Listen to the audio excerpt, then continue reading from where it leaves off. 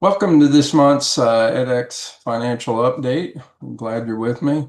Hope everybody is ready for a good Thanksgiving break. It always seems to pick up momentum this time of year. You have the break, you come back for a few weeks, and all of a sudden it's Christmas and the semester's over. So hope everybody's doing well. I want to update a few things uh, with you just to kind of catch up on what's going on. So I'm going to share my screen here.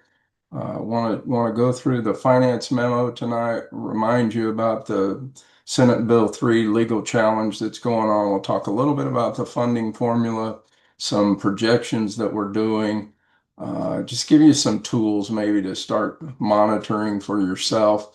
I would encourage you definitely to build out your own model so as you hear different things that they're thinking about, you can kind of play with it and see what's going to happen. And briefly, just kind of talk a little bit about a non-financial issue that some of you may want to think about, and then tease a little bit of a cash flow tracker for next year. So that's kind of the outline for this go around.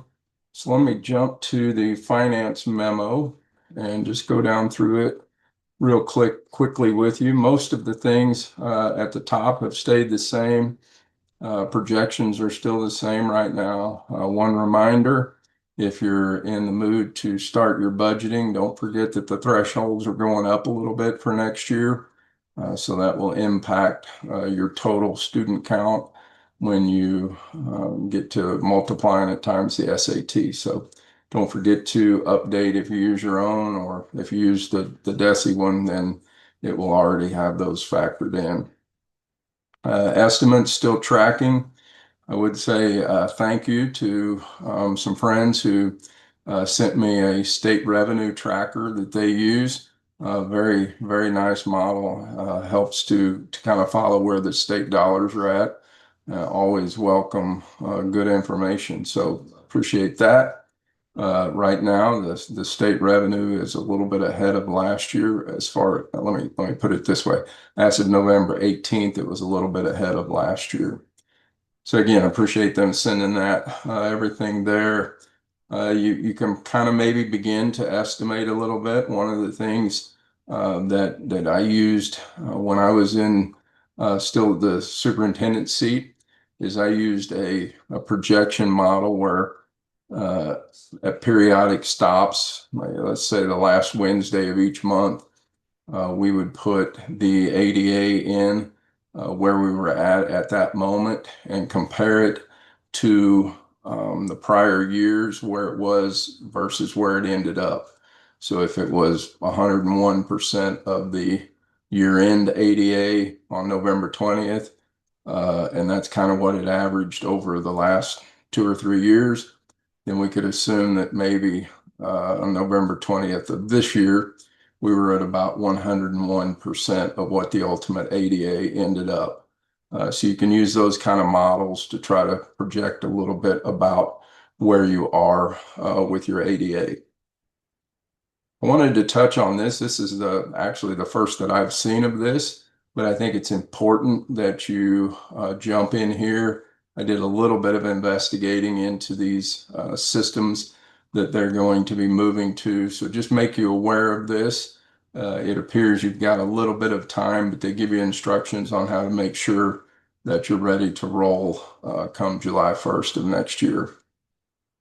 The 169-day calendar provision is in there. You should, if you're expecting to get paid for last year, they have sent out the schools that are going to get paid.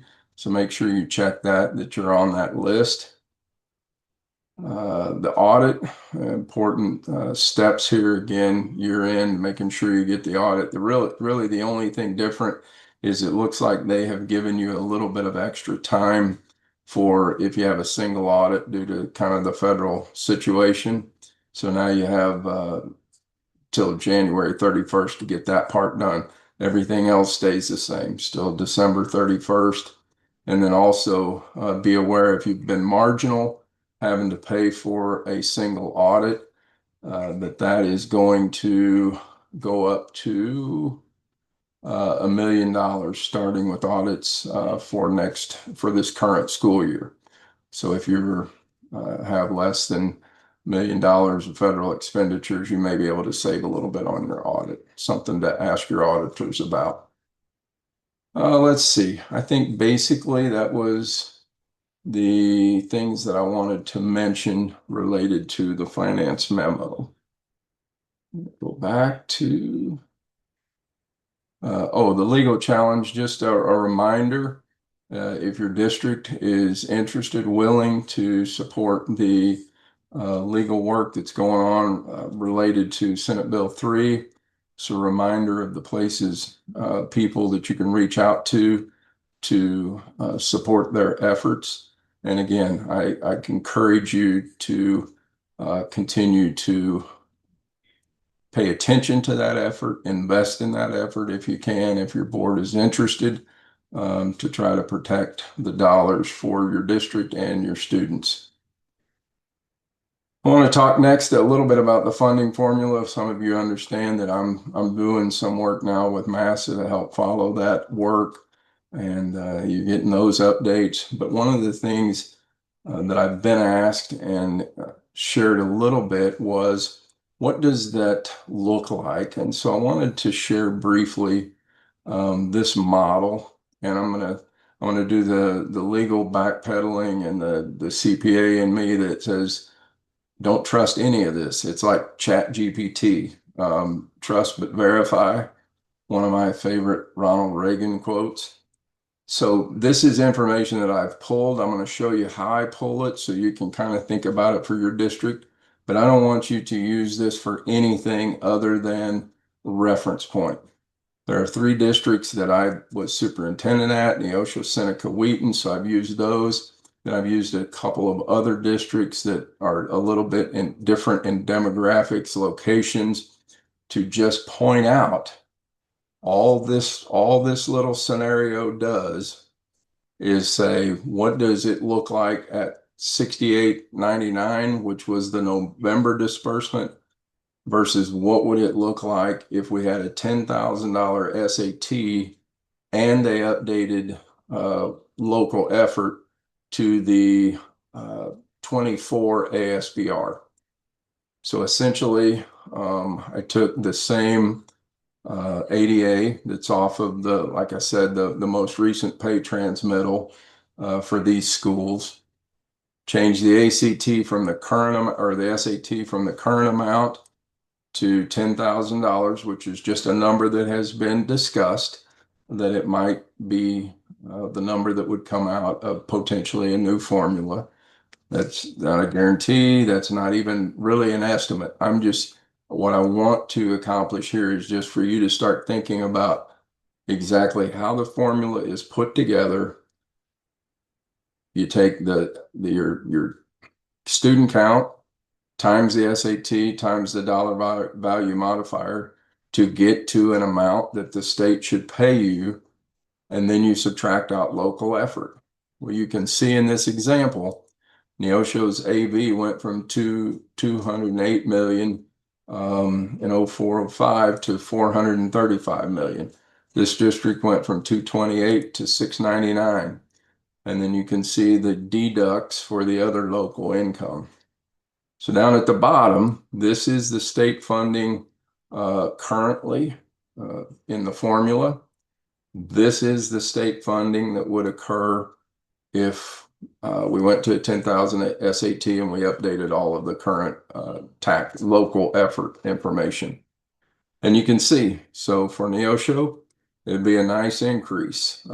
Same for Seneca, big increase for Wheaton, about neutral in school A.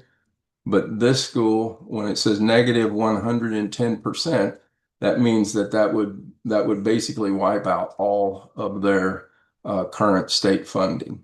So I just show you that example because as we move through this formula rewrite, it is important that you understand all parts of the formula and how it will impact your district, so that you can, as the iterations come about and they suggest different methodology for the the formula, that you'll have an understanding of each of the parts and how it will ultimately affect the bottom line.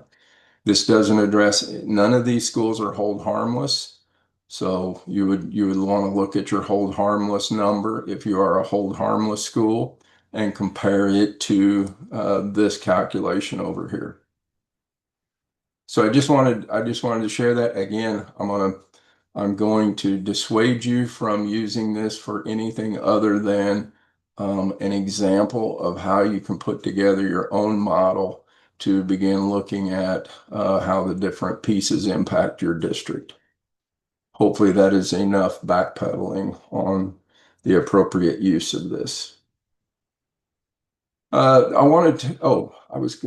me show you a little bit quickly on how I get there. So, and you would go in, you would sign into your account. I'm going to use the public application window just for sake of going into these districts that I'm no longer running. So you can go to school finance, sort by name. I'm going to go to Neosho.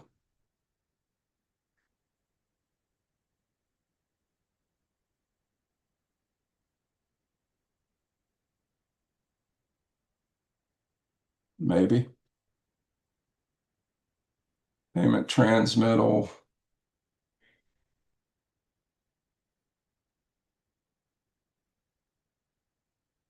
Internet must be getting tired tonight. All right, basic formula state monies. So I'm going to show you essentially where you can pull the current information from. So here's where I pulled their weighted ADA. Here's where I pulled their dollar value modifier. This is the current SAT right here. So that calculates your current line 7 state funding required. You can go back and look at your local effort calculation. This is from back when the formula started. When you look to update, this is 2004, 2005. So we're going to need to go find this information, and we're going to need to find your new assessed valuation. So when you're making the model, this is where you find some of the information. And then you can go on, if you're hold harmless, you can look at your calculation here for hold harmless. It's going to be a little bit different. If you're small school hold harmless, they're going to look at 0405 as well as 0506. So that would be a situation there. I would just issue this reminder at this point. Small school hold harmless says you're going to get held harmless at that funding amount in total. Large school hold harmless says you're going to be held harmless at a particular amount per student count. So let's say it was $4,500. You're going to be held harmless for anything that goes below $4,500 per student. The small school hold harmless would have been a number. So maybe you're held harmless for $1 million. Your school funding is not going to go below $1 million. Important to know that, and important also to be able to tell your patrons that, for instance, in this case, the phase-in, they're getting paid on the formula, so they are getting $5,265 of state money per weighted ADA weighted membership.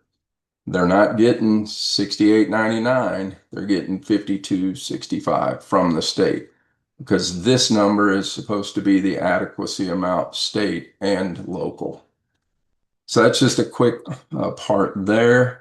Then the other thing you can do is go to your ASBR.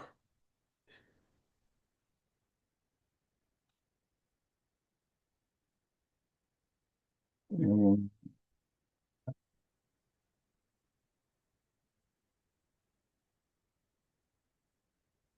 show. Okay, this happens to be 24, 25. I think I use 23, 24 data. You can use the most current. But when you go to the ASBR report, you'll be able to pull up your current assessed valuation right here. So you can plug that in. It does look like, I want to go back here. It does look like I used 25. So you can pull that the assessed valuation from right there. Then when you're looking for those local revenue numbers, remember it's half of Prop C. So your Prop C line is right here. Your financial institution tax, your M&M, your in lieu of if you have any. And then on the next page, you'll be able to pick up those county locals, fines and e-sheets, and then your state assessed, uh, federal properties, penalties, any of these others that you need to add. So that's where you can find the data to fill out your formula. If you need to, you can also go back to, let me go back here real quick. I meant to show you.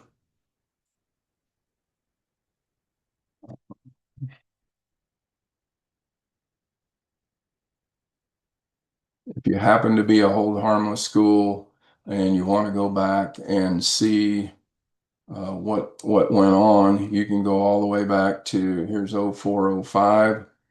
Put in a date. You'll have to click this because it was a different system, and you'll see, okay, there wasn't the old system didn't have a particular basic formula, but if you go to 0607, you'll see that's where they started putting in basic formula state money. So you can go there and find some of the historical data.